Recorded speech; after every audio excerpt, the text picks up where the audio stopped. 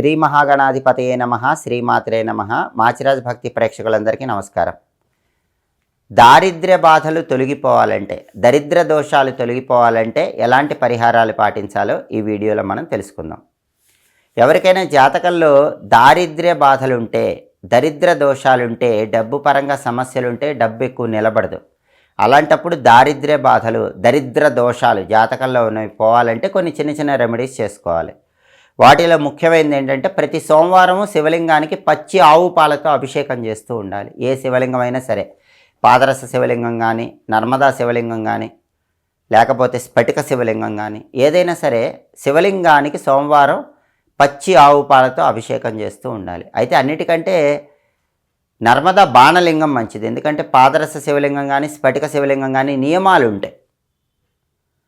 అయితే నర్మదా బాణలింగం ఇంట్లో ఉంచుకుంటే నియమాలు తక్కువ ఉంటాయి, పెద్దగా నియమాలు పాటించాల్సిన అవసరం ఉండదు. కాబట్టి నర్మదా బాణలింగం ఇంట్లో పెట్టుకుంటే మంచిది, నియమాలు పాటించాల్సిన అవసరం లేదు. కానీ పాదరస శివలింగం, స్ఫటిక శివలింగం ఉంటే మాత్రం శుచిగా ఉండాలి, శుభ్రంగా ఉండాలి.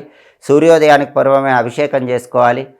స్త్రీలకు సంబంధించిన రజస్వల దోషాలు ఉన్నప్పుడు అక్కడికి వెళ్ళి పొరపాటున కూడా ఎవరు దాన్ని తాకకూడదు. ఇలాంటి నియమాలు ఉంటాయి. నర్మదా బాణలింగానికి అయితే పెద్ద నియమాలు ఉండవు. సరే, ఏ శివలింగం అయినా సరే సోమవారం పూట పచ్చి ఆవు పాలతో అభిషేకం చేస్తూ ఉంటే దరిద్ర దోషాలు తొలగిపోతాయి. పౌర్ణమి రోజు నదీ స్నానం చేస్తే మంచిది. పౌర్ణమి అంటే చంద్రుడి పూర్తి శక్తి ఉన్న రోజు, చంద్రుడికి అధిష్టాన దేవత లక్ష్మీదేవి. కాబట్టి పౌర్ణమి రోజు నదీ స్నానం అనేటటువంటిది మీకు లక్ష్మీ కటాక్షాన్ని చాలా అద్భుతంగా కలిగిస్తుంది, దరిద్ర దోషాలన్నీ పోగొడుతుంది. అలాగే రోజు తల దగ్గర పాల గ్లాస్ పెట్టుకొని రాత్రి నిద్రపోయే ముందు ఉదయం నిద్ర లేవగానే తుమ్మ చెట్టు మొదట్లో పోయాలి. మీకు దగ్గరలో తుమ్మ చెట్టు ఉన్న వాళ్ళు ఎవరైనా ఉంటే కనుక ఈ రెమెడీ చేసుకోండి, ధనపరంగా కలిసి వస్తుంది. అలాగే రాహుకాలం ఎప్పుడొచ్చినా సరే రాహు ధ్యాన శ్లోకం చదువుకుంటూ ఉండాలి. రోజు రాహుకాలం వస్తుంది, ఒక్కో రోజు ఒక్కో టైంలో వస్తుంది.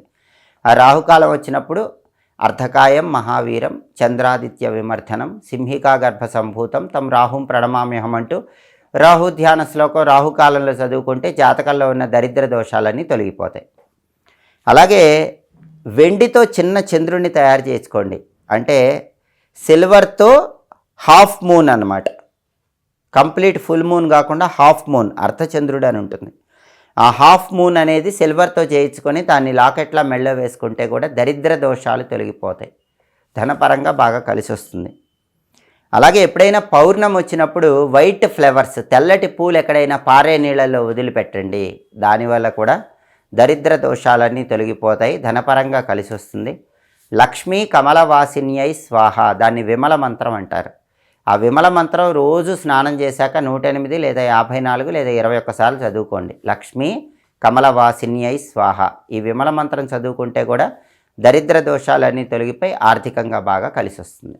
మీకు తరచుగా ఎదురయ్యేటటువంటి ఆర్థిక ఇబ్బందుల నుంచి సులభంగా బయటపడాలన్నా, మిమ్మల్ని విసిగిస్తున్నటువంటి ఆరోగ్య సమస్యలకు చక్కటి పరిష్కార మార్గాలు తెలియాలన్నా, కుటుంబ పరంగా ఉండేటటువంటి చిక్కులు, చికాకులు, గొడవలు వీటన్నిటి నుంచి బయటపడాలన్నా మా మాచిరాజ్ భక్తి ఛానల్ని తప్పకుండా చూడండి. మా వీడియోస్ మీకు నచ్చినట్లయితే మా ఛానల్ని లైక్ చేయండి, కామెంట్ చేయండి. మా ఛానల్ వీడియోస్ 10 మంది మిత్రులకు షేర్ చేయండి. మా ఛానల్ని సబ్స్క్రైబ్ చేసుకోండి. పక్కనున్న బెల్ సింబల్ నొక్కటం మాత్రం మర్చిపోకండి. సర్వే జనాః సుఖినో భవంతు. స్వస్తి.